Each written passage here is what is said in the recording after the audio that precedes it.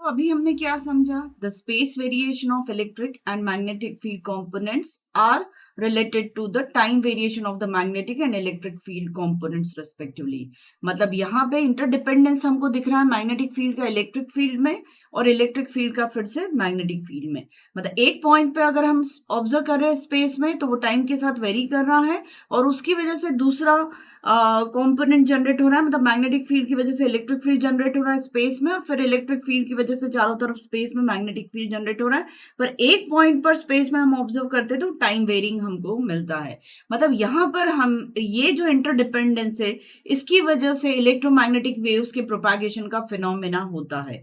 अब यहाँ पर मैं ये भी आपको बता दूं कि वेव प्रोपागेशन जिस डायरेक्शन में हो रहा होता है, सपोज अगर मैं इस डायरेक्शन का वेव प्रोपागेशन देखूं और सपोज ये एक्स डायरेक्शन है, तो इलेक्ट्रिक फील्ड जो होगी वो वाई डायरेक्शन की का वेरिएशन देगी और मैग्नेटिक फील्ड जो होगी वो जेड डायरेक्शन का वेरिएशन देगी। मतलब दोनों का ऑल्ट्रेशन या ऑसिलेशंस जो होते हैं वो परपेंडिकुलर टू ईच अदर होते हैं। मतलब वाई डायरेक्शन में अगर ई ऑसिलेट हो रहा है तो जेड डायरेक्शन में बी या मैग्नेटिक फील्ड ऑसिलेट होगी।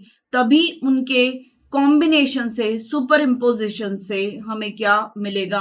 इलेक्ट्रोमैग्नेटिक फील्ड हमें या इलेक्ट्रोमैग्नेटिक वेव्स जनरेट होती हुई दिखेंगी। और ये वेव्स जो है ये ट्रांसवर्सल है नेचर में। मतलब प्रोपैगेशन की जो डायरेक्शन है उसके परपेंडिकुलर ही इलेक्ट्रिक फील्ड वैरी कर रही है या ऑसिलेट हो रही है, और प्रोपैगेशन की जो डायरेक्शन है उसके परपेंडिकुलर ही मैग्नेटिक फील्ड भी ऑसिलेट कर रही है। मतलब ये वाली फील्ड जो होती है वो ऑसिलेटिंग होती है प्रोपैगेशन की परपेंडिकुलर डायरेक्शन में। तो इसकी प्रॉपर्टीज में यही आया कि इलेक्ट्रोमैग्नेटिक वेव्स कब जनरेट होती है? जब इलेक्ट्रिक फील्ड और मैग्नेटिक फील्ड एक दूसरे पर सुपर इम्पोज्ड होती है।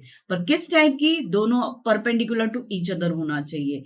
तो प्रोपैगेशन की डायरेक्शन कौन सी मिलेगी हमें? थर्ड डायमेंशन मिलेगा जो दोनों के परपेंडिकुलर होगा। मतलब प्रोपैगेशन की डायरेक्शन अगर ये वाली है तो इलेक्ट्रिक फील्ड की डायरेक्शन ये और मैग्नेटिक फील्ड की डायरेक्शन ये, तो ये इलेक्ट्रिक फील्ड और ये मैग्नेटिक फील्ड के सुपर इम्पोजिशन से energy propagation third perpendicular orthogonal direction में होगा।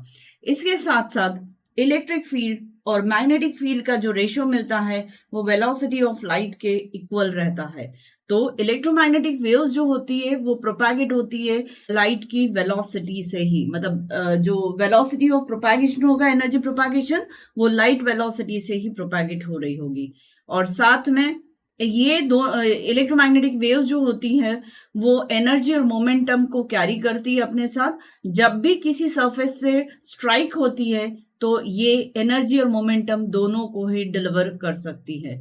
तो ये सारी प्रॉपर्टीज जो है वो इलेक्ट्रोमैग्नेटिक वेव्स की होती हैं।